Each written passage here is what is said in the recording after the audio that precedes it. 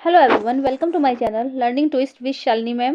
तो आज हम लोग शुरू करेंगे क्लास 7th का chapter number 8 winds, storms and cyclones. Okay, science का चैप्टर है ये, विंड्स, स्टॉर्म्स एंड साइक्लोन। तो विंड्स तो आपको पता ही है, हवाओं को कहते हैं, हवाएं। ठीक है, स्टॉर्म्स और साइक्लोन्स के बारे में आपको बता दूंगी। ठीक है, डिजास्टर होते हैं। चलिए पढ़ते हैं। Odisha was hit by a cyclone with wind speed of 200 km per hour on 18 October 1999। Okay, तो उड़ीसा में एक साइक्लोन आया था जिसकी जो विंड स्पीड थी 200 किलोमीटर पर आवर की थी। कब आया था वो? 18 अक्टूबर 1999 को। Okay, the cyclone smashed 45,000 houses making 7 lakhs people homeless. ठीक है, ये जो साइक्लोन था इसने कितने लोगों को बेघर किया? 45,000 हाउसेस गिरा दिए एंड 7 lakhs पीपल जो थे वो होमलेस कर दिए, उनके पास घर नहीं बचे। On 29 October the same year, उसी साल 29 अक्टूबर को सेकेंड साइक्लोन, एक दूसरा साइक्लोन आया जिसकी विंड स्पीड थी 260 किलोमीटर पर आवर की। ठीक है, hit Odisha again. It was accompanied by water waves about 9 metre high. इसमें क्या था? जो वाटर वेव्स आई थी जो कि 9 मीटर ऊंची चली गई थी। ठीक है, 1000 of people lost their lives, हजारों लोगों ने अपनी जान गंवाई थी। Property worth crores of rupees was destroyed. ठीक है, लोगों की करोड़ों की प्रॉपर्टी जो थी डिस्ट्रॉय हो गई थी। The cyclone affected agriculture, transport, communication and electricity supply. Okay, तो जो साइक्लोन था उसने एक तो कृषि को, ठीक है, किस किस को अफेक्ट किया था? कृषि को, ट्रांसपोर्ट को, कम्युनिकेशन को और इलेक्ट्रिसिटी सप्लाई, लाइट की व्यवस्था थी, कम्युनिकेशन था, सब कुछ बर्बाद हो गया था उसमें जो साइक्लोन आया था उड़ीसा में। ठीक है, okay, but what are cyclones? लेकिन साइक्लोन्स होते क्या हैं? हाउ आर दे फॉर्म्ड, और वो बनते कैसे हैं? Why are they so destructive, और ये सो डिस्ट्रक्टिव क्यों होते हैं? In this chapter we shall seek answer the some of this question. इस चैप्टर में हम इन्हीं क्वेश्चंस के आंसर्स को खोजने की कोशिश करेंगे। ओके, तो we begin with some activities involving air. These activities will clarify some basic features concerning a cyclone. Before we begin, remember that the moving air is called the wind. तो इसमें से कुछ एक्टिविटीज़ जो दे रखी हैं यहाँ पर, उसके द्वारा हम जानने की कोशिश करेंगे। ठीक है, कि हवा क्या होती है। दीज एक्टिविटीज़ विल क्लैरिफाई, ये हमें कुछ जो साइक्लोन के फीचर्स हैं उसके बारे में क्लैरिफाई करेंगे। इसको जानने से पहले हम ये देख लेते हैं कि moving air is called the wind. जो चलने वाली हवा होती है, जैसे हवा बह रही है, तो वो क्या कहलाती है? वो विंड कहलाती है। ओके, अगर आ जाए डेफिनेशन कि व्हाट इज विंड, तो moving air is called wind. Okay, चलिए तो एक्टिविटी शुरू कर देते हैं। तो 8.1 है पहली एक्टिविटी, एयर एक्सर्ट्स प्रेशर, यानी कि एयर में प्रेशर होता है। एयर जो होता है प्रेशर एक्सर्ट करती है, कि प्रेशर उसमें लगता ही लगता है। ओके, तो एक्टिविटी 8.1 है, whenever an activity involve heating we very careful. जब हमें कोई ऐसी एक्टिविटी करनी है जिसमें हमें हीटिंग कुछ करना है, तो हमें बहुत ज़्यादा केयरफुल रहने की ज़रूरत है। It is advise that such activities are perform in the presence of an elderly person from your family. ये एडवाइस किया जाता है कि इस टाइप की एक्टिविटी आप किसी एक ऐसे पर्सन के साथ करें जो कि आपकी फैमिली में बड़ा हो, और carry out these activities in the presence of your teacher, या फिर ये एक्टिविटी आप अपने टीचर की प्रेजेंस में भी कर सकते हैं। Okay, you need to boil water in the following activity. आपको इस एक्टिविटी में पानी को बॉयल करने की आवश्यकता है। Take a tin can with a lid, एक हम टिन की कैन लेंगे जिसमें ढक्कन लगा हुआ होगा। Fill it approximately half with water, जिसको हम पानी से आधा भर लेंगे। Heat the can on a candle flame till the water boils. ठीक है, हम उस जो कैन है उसको तब तक गर्म करेंगे जब तक कि वाटर बॉयल ना होने लगे। Let the water boil for a few minutes. ठीक है, अब वाटर को कुछ मिनट्स के लिए बॉयल होने के लिए छोड़ देंगे। बिलो आउट द कैंडल, अपनी कैंडल को बुझा देंगे। Immediately put the lid tightly on the can. अब जल्दी से हम टाइटली, ठीक है, उस जो उसका जो कैन पर ढक्कन लगा हुआ है उसको टाइट कर देंगे। Be careful in handling the hot can. ठीक है, ध्यान रहे कि जब हम इस कैन को उठा रहे हैं तो हमें बहुत ज़्यादा केयरफुल रहने की ज़रूरत है। ठीक है, put the can carefully in a shallow metallic vessels और अ वॉश बेसिन। अब हम क्या करेंगे, उसके हमने कैंडल बंद कर दी उसके नीचे की। अब धीरे से हम कैन को उठाकर, ठीक है, उसे किसी मेटेलिक वेसल में या फिर वॉश बेसिन में रख देंगे। Pour fresh water over the can, अब उसके ऊपर हम जो है फ्रेश वाटर डालेंगे। What happens to the shape of the can, अब जो है उसके शेप में क्या चेंजेस होगा?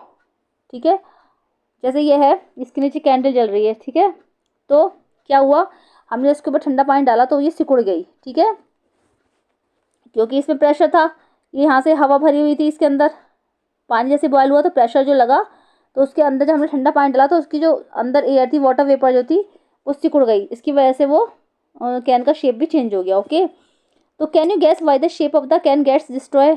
तो आप गैस कर सकते हो कि जिसका कैन का शेप था वो चेंज क्यों हो गया या कैसे डिस्ट्रॉय हो गई। If you can not get a tin can take a soft plastic बोतल। अगर आप ये टिन की कैन नहीं ले सकते हो तो आप एक प्लास्टिक की सॉफ्ट बोतल भी ले सकते हो। Fill it with hot water. अब इसको हम हॉट वाटर से भर देंगे। Empty the bottle and immediately cap it tightly. अब बॉटल को खाली कर देंगे और उसका जो कैप है वो टाइटली लगा देंगे। Place the bottle under running water. अब इस बॉटल को हम बहते हुए पानी में रख देंगे।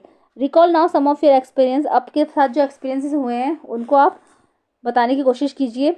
तो उसमें भी ऐसा ही होगा, बॉटल जो है सिकुड़ जाएगी हमारी, उसका शेप चेंज हो जाएगा। Okay, when you fly a kite does the wind coming from your back help? जब हम पतंग उड़ाते हैं तो क्या हमें जो हवा है वो हमारी फ्लाइट को धकेलती नहीं है अपनी तरफ को? If you are in a boat. अगर हम कभी बोट में बैठे हों तो is it easier to row it if there is wind coming from behind you?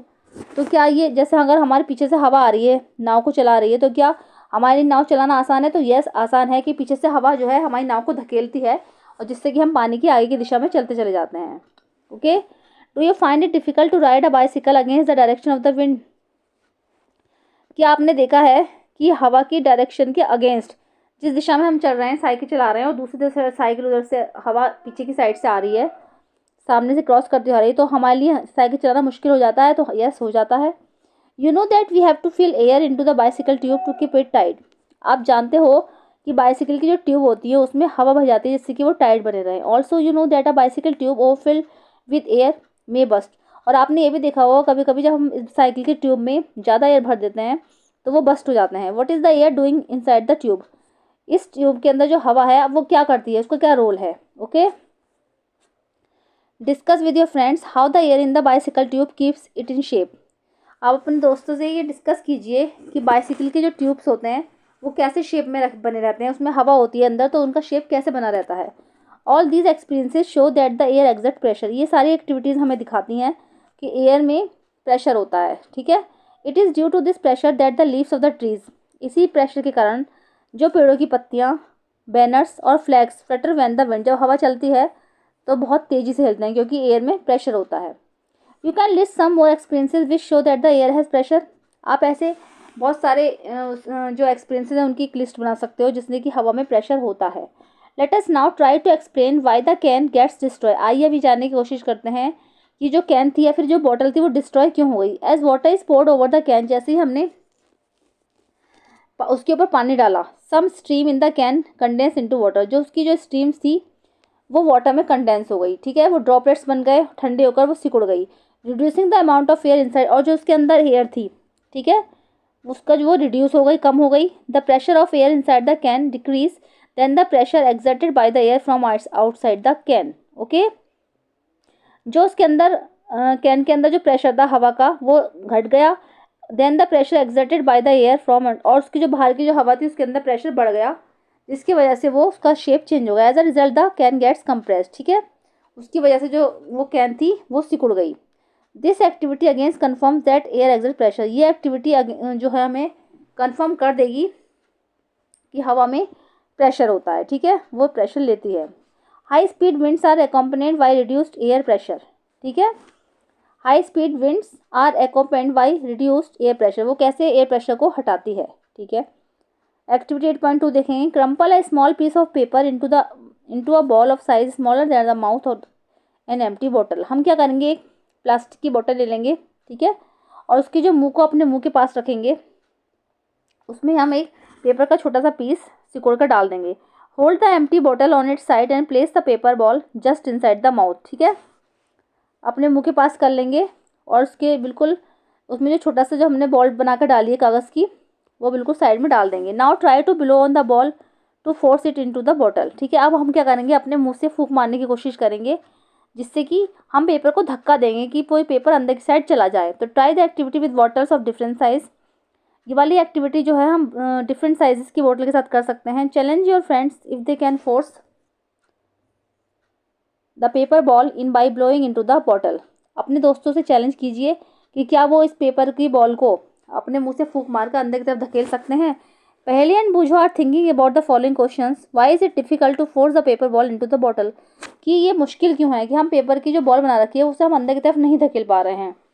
तो ऐसा इसलिए है, ये जो बॉटल है इसके यहाँ पर तो प्रेशर बहुत कम है और इसकी नीचे प्रेशर बहुत ज़्यादा है, तो ये अंदर का जो प्रेशर है ज़्यादा वाला, ये अंदर की तरफ पेपर को बाहर की तरफ धकेल रहा है, उसको अंदर नहीं आने दे रहा है, जिसकी वजह से वो पेपर अंदर की साइड नहीं जा पा रहा है। Okay, Paheli and Boojho are thinking about the following question, वो ये क्वेश्चन पूछ रहे हैं कि why is it difficult to force the paper ball into the bottle, कि हमारे लिए मुश्किल क्यों हो रहा है कि हम इस पेपर की बॉल को बॉटल के अंदर नहीं ले जा सकते। ओके, अब एक्टिविटी 8.3 देखेंगे, blow the balloons.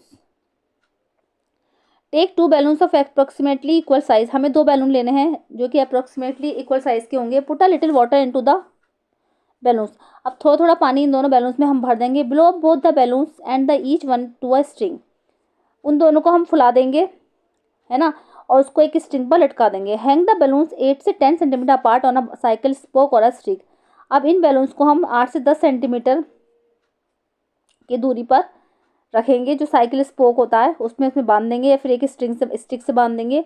Blow in the space between the balloons, इन दोनों के बीच में हमें थोड़ा स्पेस रखना है और जो दोनों बैलून्स के बीच की जगह है उसमें से हमें फूंक मारनी है बाहर की साइड को। What did you expect what happens, तो आप क्या एक्सपेक्ट करते हो या फिर क्या होता है अगर हम ऐसा करेंगे। ठीक है, तो अगर हम इसे जैसे बीच से यहाँ से हवा मारेंगे, ठीक है, तो क्या हुआ, इधर की साइड जो है प्रेशर ज़्यादा है, बैलून्स के जो साइड में है प्रेशर ज़्यादा है, तो ये साइड का जो प्रेशर है ये बैलून्स को दोनों को धकेलेगा, जिससे कि वो बैलून्स आपस में एक दूसरे के पास आएंगे। ठीक है, यहाँ से हवा चलेगी, साइडों में इसके प्रेशर ज़्यादा है तो वो एक दूसरे को धकेलेंगे और बैलून एक दूसरे के पास आएंगे। Okay, try different ways of blowing on the balloons to see what happens, अब अलग अलग तरीके से बैलून्स को करने की कोशिश कीजिए या उन्हें अलग अलग दिशाओं में उनमें फूंक मार के देखिए, क्योंकि देखना फिर कि आप क्या होता है, ऐसा करके देखिए तब आपको पता चलेगा। ओके, तो एक्टिविटी 8.4 कर लेंगे अब।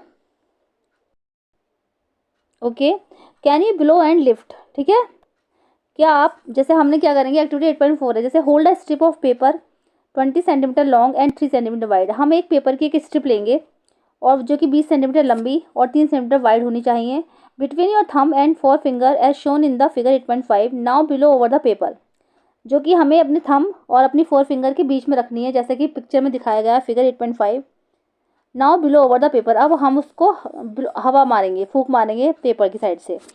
पहली thinks that the strip will be lifted up, पहली सोच रही है कि शायद वो जो स्ट्रिप है वो ऊपर की तरफ उठेगी। Boojho thinks that the strip will bend down, Boojho सोच रहा है कि शायद वो नीचे की तरफ झुकेगी।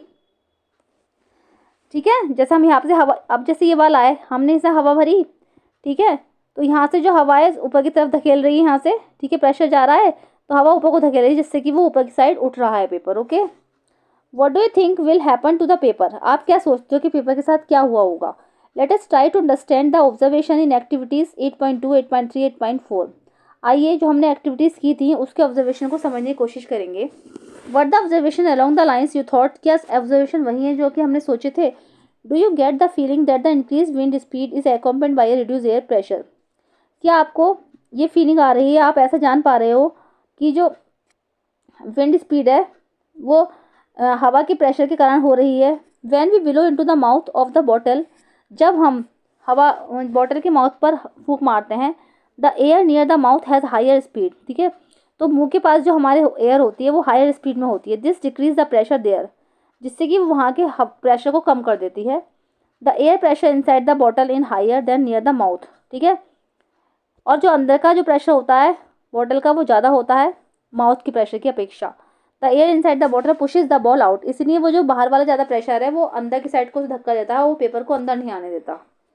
In activity 8.3 you say that when you below between the balloons, जब आप बैलून्स के बीच में हवा मारते हो तो they moved towards each other, वो एक दूसरे को धक्का देते हैं। हाउ कुड दिस हैपन, तो ये कैसे होता है। This could happen if the pressure of air between the balloons were somehow reduced, ये इसलिए होता है कि जो बैलून्स के बीच में जो प्रेशर है वो कभी कभी रिड्यूस हो जाता है। The pressure outside the balloons would then push them towards each other, और जो बैलून्स के बाहर का प्रेशर है वो ज़्यादा होता है और दोनों बैलून्स को धक्का देगा एक दूसरे के पास, और इसलिए वो दोनों एक दूसरे के पास आ जाते हैं। इन एक्टिविटी 8.4 में देखेंगे, you saw that when you below over the paper strip, जब आप पेपर स्ट्रिप को फुलाएंगे हवा मारेंगे, इट वेंट अपवर्ड्स, ठीक है, वो ऊपर की तरफ जाएगी। Again this could happen if blowing over the paper reduce the air pressure above the strip. Okay, तो ऐसा इसलिए होता है if blowing over the paper, जब हम पेपर को ब्लो करेंगे तो reduce the air pressure, strip के ऊपर से जो वो प्रेशर लगा है, प्रेशर नीचे की साइड से लग रहा है तो उसको वो ऊपर की साइड उठा देगा। ठीक है, we see that the increased wind speed is, हमने देखा कि increased wind speed is indeed accompanied by a reduced air pressure. Okay, जो इंक्रीज्ड विंड की स्पीड जो थी, ठीक है, वो अकम्पेन्ड हो गई किसके, जो रिड्यूस्ड एयर प्रेशर लगा उसको रिड्यूस कर दिया उसने। Can you imagine what would happen if high speed winds below over the roofs of building. क्या आप इमेजिन कर सकते हो कि जब हाई स्पीड की विंड चलती है तो वो हमारी रूफ्स के ऊपर से जाती है निकल के, तो बिल्डिंग्स और रूफ्स का क्या होता है। If the roofs were weak, अगर जो आपकी छत बिल्कुल वीक है, they could be lifted and blown away, तो वो ऊपर उठ जाएगी और उसको वो बहा कर ले जाएगी। If you have any such experience share it with your friends, अगर आपके पास ऐसा ही कोई ऐसा एक्सपीरियंस है तो उसको आप अपने फ्रेंड्स के साथ शेयर कीजिए। Let us try to understand how winds are produced, आइए ये समझने की कोशिश करते हैं कि हवा कैसे प्रोड्यूस होती है। How they bring rain and how they can be destructive sometimes, वो कैसे बारिश लाती है और वह कैसे कभी कभी डिस्ट्रक्टिव हो जाती है। You already know that when air moves it is called wind, आप ऑलरेडी जानते हो कि जब एयर मूव्स करती है तो वो विंड कहलाती है। Air moves from the region where the air pressure is high to the region where the pressure is low. Air कहाँ पर मूव करती है, जहाँ पर प्रेशर ज़्यादा होता है उस रीजन से, और जहाँ पर प्रेशर लो होता है उस रीजन की तरफ जाती है। मतलब ज़्यादा प्रेशर वाले रीजन से, हाई प्रेशर वाले रीजन से लो प्रेशर वाले रीजन की तरफ एयर मूव करती है। The greater the difference in pressure the faster the air moves. ठीक है, प्रेशर में जो ग्रेटर डिफरेंस होता है द फास्टर द, तो एयर जो है उस हिसाब से फास्ट चलती है। But how are the pressure difference create in nature, लेकिन हम ये कैसे जानेंगे कि नेचर में प्रेशर डिफरेंस कैसे क्रिएट होता है। Is the difference in temperature involve, क्या ये जो डिफरेंस क्रिएट होता है इसमें टेम्परेचर इन्वॉल्व होता है। The following activities will help you to understand this. अब ये वाली जो एक्टिविटी हम करके देखेंगे ये आपको जानने पर कोशिश करेगी कि प्रेशर के लिए जो डिफरेंस आया है ये उसमें टेम्परेचर इन्वॉल्व होता है या नहीं। ओके, तो एयर एक्सपेंड्स ऑन हीटिंग, 8.3 देखेंगे हम, हीटिंग पर एयर एक्सपेंड्स होती है या नहीं होती, क्या होता है। ठीक है, टेक अ बॉइलिंग ट्यूब, हमें एक बॉइलिंग ट्यूब लेनी है। एक बॉइलिंग ट्यूब आती है इसमें कि पानी से कुछ नहीं होती, गर्म पानी में डाल सकते हैं उसको। Stretch a balloon tightly over the neck of the tube, अब हमें एक बैलून को उसके जो ट्यूब के ऊपर लगा देना है। You can use a tape to make it tight, इसको आप टाइट करने के लिए टेप का यूज़ भी कर सकते हो। Pour some hot water in a beaker, अब आपको क्या करना है, एक बीकर में थोड़ा सा गर्म पानी डालना है। Insert that boiling tube with the balloon in the hot water, अब आपको वो ट्यूब जो है बैलून लगाकर बॉइलिंग वाटर में खड़ी कर देनी है। ऑब्जर्व फॉर 2 से 3 minutes for any change in shape of the balloon, अब 2 से 3 मिनट तक देखेंगे क्या बैलून के शेप में कोई चेंज आया। टेक द ट्यूब आउट, अब हम ट्यूब को बाहर निकाल लेंगे। Let it cool down in the room temperature, अब इसको रूम टेम्परेचर पर लेकर आएंगे। तो take some ice cold water in another beaker and place the tube with the balloon in cold water for 2 से 3 मिनट्स। अब दूसरे बीकर में थोड़ा सा आइस कोल्ड वाटर डालेंगे, है ना, उस ट्यूब को उसमें रख देंगे। With the balloon in cold water 2 से 3 मिनट के लिए रखेंगे। Observe the change in the shape of the balloon, think and try to answer, सोचिए और उसका आंसर देने की कोशिश कीजिए। What makes the balloon inflated when the boiling tube is placed in hot water, जब हमने इसे हॉट वाटर में रखा था ट्यूब को तो इसका जो शेप था वो कैसे इन्फ्लेटेड हो गया, मतलब ये फूला नहीं था। Why is the same balloon deflated when the tube is kept in cold water, और जब हमने इसे कोल्ड वाटर में रखा तो कैसे इसका जो शेप था वो चेंज हो गया, डिफ्लेटेड हो गया। तो can we infer from the first observation that the air expands on heating, तो क्या आपको ये फर्स्ट ऑब्जर्वेशन जो है वो सही लगती है कि एयर में हीट करने पर एयर एक्सपेंड्स होती है, मतलब वो अपना साइज चेंज करती है। जैसे कि बॉयल में रखा था हमने तो इसका शेप सिकुड़ा हुआ था, ठीक है, निकाल के रूम टेम्परेचर पे लाए तो ये खड़ा सा हो गया, फूलने लगा, और जब थर्ड में हमने इसमें आइस कोल्ड वाटर में डाला तो ये बिल्कुल सिकुड़ गया। Okay, can you now state what happens to the air in the boiling tube when it cools down. ठीक है, अब आप कह सकते हो कि क्या हुआ अगर जब हमने ट्यूब को ठंडा होने पर रख दिया, ठीक है, बॉइलिंग ट्यूब को ठंडे पानी में रखा तो फिर क्या हुआ। The next activity is very interesting, this will make you understand more about hot air. अब जो हमें नेक्स्ट एक्टिविटी करना है ये बहुत ज़्यादा इंटरेस्टिंग है, ये आपको अच्छे से समझा देगी हवा के बारे में। ओके, एक्टिविटी 8.6 देख लेंगे। टेक 2 पेपर बैग्स और empty paper cups of the same size, हमें 2 पेपर बैग्स लेने हैं या फिर हम खाली कप भी ले सकते हैं, पेपर कप्स सेम साइज के। Hang the two bags in the inverted position on the two ends of the metal और वुडन स्टिक। अब इन दोनों बैग्स को हम इन्वर्टेड पोजीशन में लटका देंगे, जैसे कि कोई मेटल की स्टिक लेंगे या फिर वुडन स्टिक है उस पर लटकाएंगे। इन्वर्टेड पोजीशन का मतलब हो गया इनको उल्टा लटकाना है हमें, इनका माउथ जो है वो नीचे की साइड होना चाहिए। Tie a piece of thread in the middle of the stick. अब उनके बीच में हम एक जो है धागा बांध देंगे मिडल स्टिक के मिडल में। Hold the stick by the thread as in a balance, और बिल्कुल उसको धागे को ऐसे बांधेंगे पेपर की साइड में जैसे कि एक बैलेंस होता है, एक तराजू होती है उसकी तरह से इसको बांध देंगे। Put a burning candle below one of the bags as shown in this figure. अब उसके नीचे हम बैग के नीचे एक जलती हुई कैंडल लगाएंगे। अब देखेंगे क्या हम ऑब्जर्वेशन निकालेंगे कि क्या हुआ। Why is the balance of the bags disturbed, कि जो बैग का बैलेंस था वो कैसे डिस्टर्ब हुआ या फिर क्यों हुआ। Does this activity indicate that warm air rises up, ये एक्टिविटी हमको दिखाती है कि जो वार्म एयर होती है, गर्म हवा, वो ऊपर की साइड उठती है। ठीक है, जैसे यहाँ से हमने कैंडल जलाई तो इसमें ये धुआं भरा तो धुआं हैवी हुआ, तो हैवी होने की वजह से क्या हुआ, ये इस ऊपर को उठाएगी चीज़ को, और वो जो स्टिक थी वो हमारी टेढ़ी हो गई, और जो ये दूसरा वाला बैग था ये नीचे की साइड आ गया ऊपर से। ठीक है, also it is important to remember that on heating the air expand and occupies more space. और बल्कि हमारे लिए ये जानना भी इम्पॉर्टेंट है, और हमें ये भी याद रखना है कि जो हीटिंग एयर होती है, हीटिंग करने पर जो एयर होती है वो स्पेस लेती है। ठीक है, वो जैसे कि इसमें धुआं भरा तो इसने स्पेस लिया, ज़्यादा हवा में भर गई, एयर एक्सपेंड्स हुई और उसको मोर स्पेस की आवश्यकता हुई। When the same thing occupies more space it becomes lighter. The warm air is therefore lighter than the cold air. ठीक है, और ये भी इससे ज्ञात हुआ कि जो हमारी जो हवा है वार्म एयर, ये लाइट होती है कोल्ड एयर की अपेक्षा। ठीक है, क्योंकि इसने चीज़ों को उठा दिया। That is the reason that the smokes goes up, और यही रीज़न होता है कि जो हवा धुआं होता है वो ऊपर आकाश में उड़ जाता है, क्योंकि ये लाइट होता है।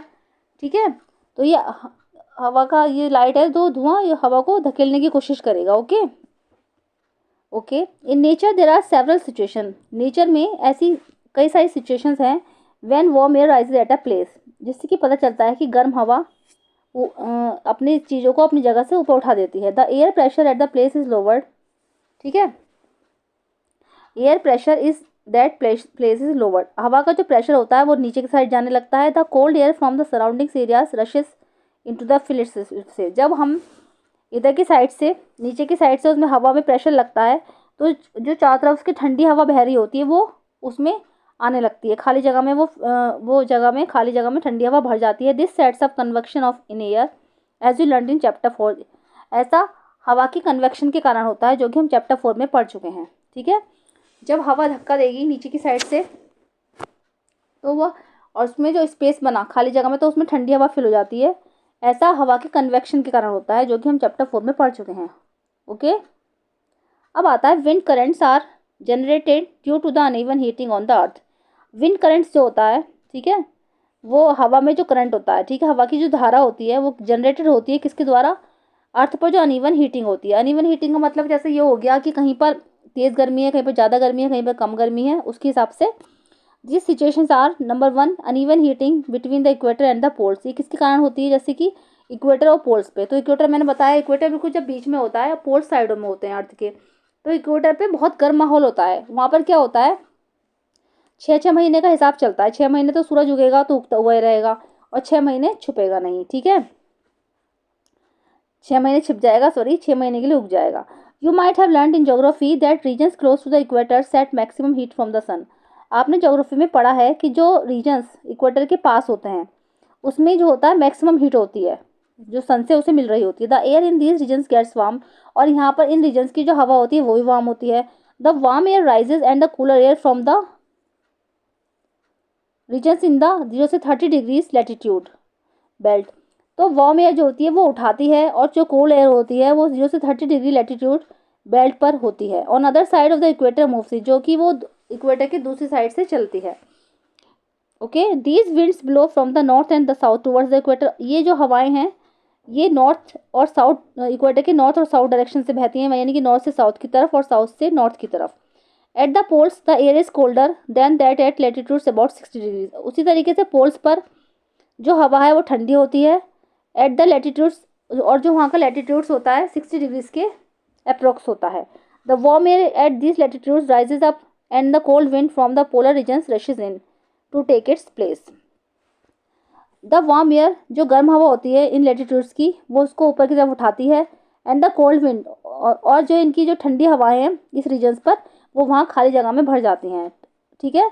In this way wind circulation in set up from the poles to the warmer latitudes as shown in figure 8.8।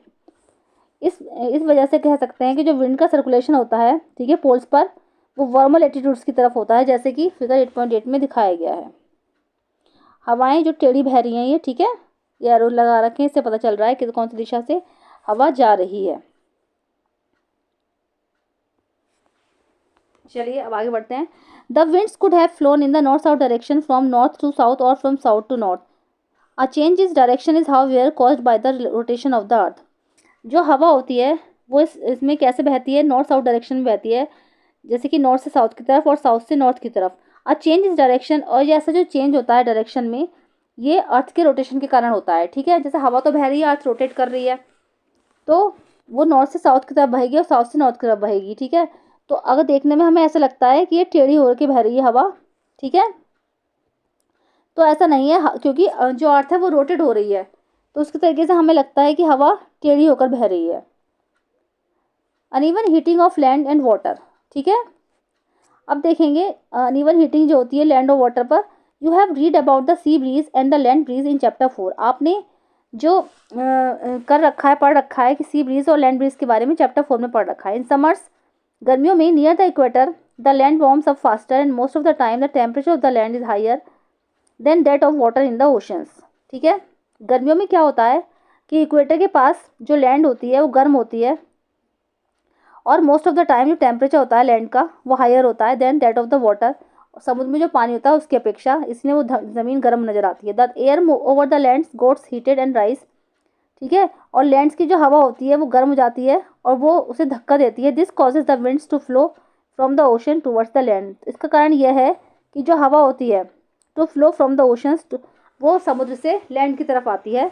These are monsoon winds, तो ये मानसून विंड्स कहलाती हैं। Okay, the word monsoon is derived from the Arabic word मौसम, और ये monsoon जो word है वो एक अरेबिक वर्ड है मौसम, उससे लिया गया है, विच मीन्स सीजन्स। ओके, ये क्वेश्चन आ सकता है कि मानसून वर्ड किस वर्ड से लिया गया है और इसका मतलब क्या है। ओके, ऐसा ही होता है कि in winters the direction of the wind flow gets reverse. ऐसा ही विंटर्स में होता है, जो हवा की जो डायरेक्शन होती है वो रिवर्स हो जाती है। It flows from the land to the ocean, ये जो होती है ज़मीन से लेकर ओशन, समुद्र की तरफ जाती है।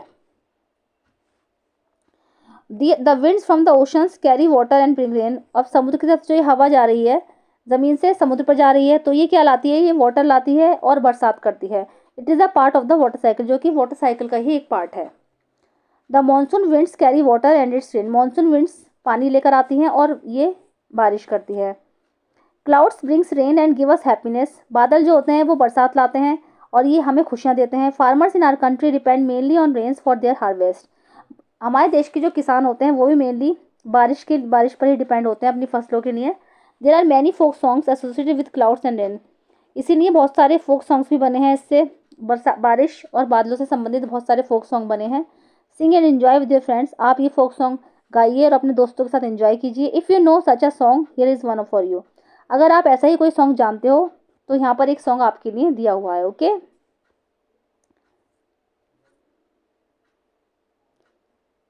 चलिए अब सॉन्ग से आगे की बात हम दूसरी वीडियो में करेंगे, तो लेसन लेंथी हो रहा है, तो इतना तो मैंने आपको समझा दिया है। ठीक है, बाकी हम नेक्स्ट वीडियो में कवर करेंगे। मिलते हैं नेक्स्ट वीडियो में। Thank you so much.